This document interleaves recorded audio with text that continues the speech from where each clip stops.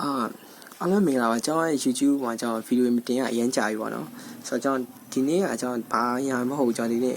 ထိုင်နေနေကျွန်တော်တစ်ခုစဉ်းစားမိရရှိရပေါ့နော်အဲ့ဘယ်လိုလဲဆိုတော့လူတွေကပေါ့နော်ကျွန်တော်တရားထဲနဲ့မဟုတ်ခင်ဗျားတို့လည်းဒီမျိုးကြုံလင်းမယ်ဗျာလူတွေမှာဒီမျိုးပုံစံ2မျိုးပေါ့အဲ့လိုမျိုးစဉ်းစားမိဥမာခင်ဗျားတစ်မျိုးကကျတော့တယောက်တည်းပဲအဲ့လိုမျိုးလှုပ်ရှားနေလုံးနေမယ်ပြီးအနားယူရဖြစ်ဖြစ်အဲ့လိုမျိုးမကောင်းမှုတွေကောင်းမှုတွေလုံးနေရဖြစ်ဖြစ်တယောက်တည်းပဲเนาะအဲ့လိုမျိုးအချိန်ရတောင်းမဟုတ်လို့ရှိရင်ဘယ်လိုပြောမလဲလူအများနဲ့တောင်းမဟုတ်လို့ရှိရင်ချစ်ခင်ရတဲ့သူတွေနဲ့အဲ့လိုမျိုး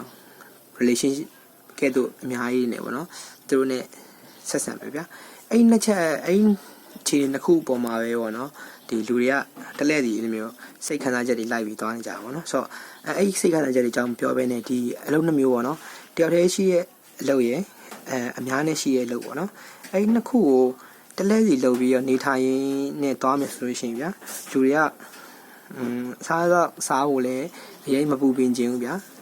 သိမလားဟိုစားရတယ်လည်းအရင်မပူပင်ခြင်းဘူးပြီးတော့နေထိုင်မှုတက်လည်းအရင်မပူပင်ခြင်းဘူးဗျာသူတို့ပူပင်ခြင်းတာတယောက်တည်းနေရဲ့အချိန်ကြီးလိုချင်တယ်ပြီးကြတော့အများနဲ့ရှိရဲ့အချိန်ကြီးလိုချင်တယ်ဆိုတော့အဲ့တယောက်တည်းရှိရဲ့အချိန်ကြီးအများနဲ့ရှိရဲ့အချိန်ကြီးကိုလုံနိုင်မှုအတွက်ကျွန်တော်ဒီစာဝတ်နေပြန်ပြီးလိုအပ်သွားပြီပေါ့နော်ဆိုတော့စာဝတ်နေတလဲလောက်တယ်တယောက်တည်းရှိရဲ့ဟာကိုတလဲနေတယ်ပြီးတော့အများနဲ့ရှိရဲ့ဟာကိုတလဲနေတယ်ပေါ့ဆိုတော့အဲ့ဒီအကြောင်းစဉ်းစားမိပေါ့နော်ဆိုတော့အဲ့ရနေပတ်သက်ပြီးတော့အဲ့ဒီ process ကိုအကောင်းဆုံးဗျာအလှပဆုံးလုပ်သွားတဲ့လူတယောက်အကြောင်းကျွန်တော်စဉ်းစားမိပါရုပ်တည်ကြီးဗျာ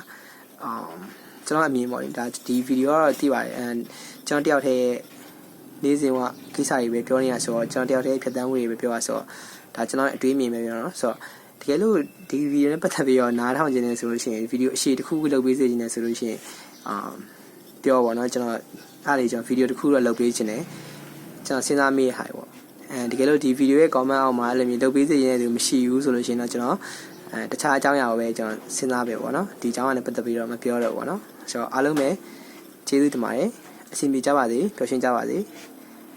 အားလုံးတက်တာပါ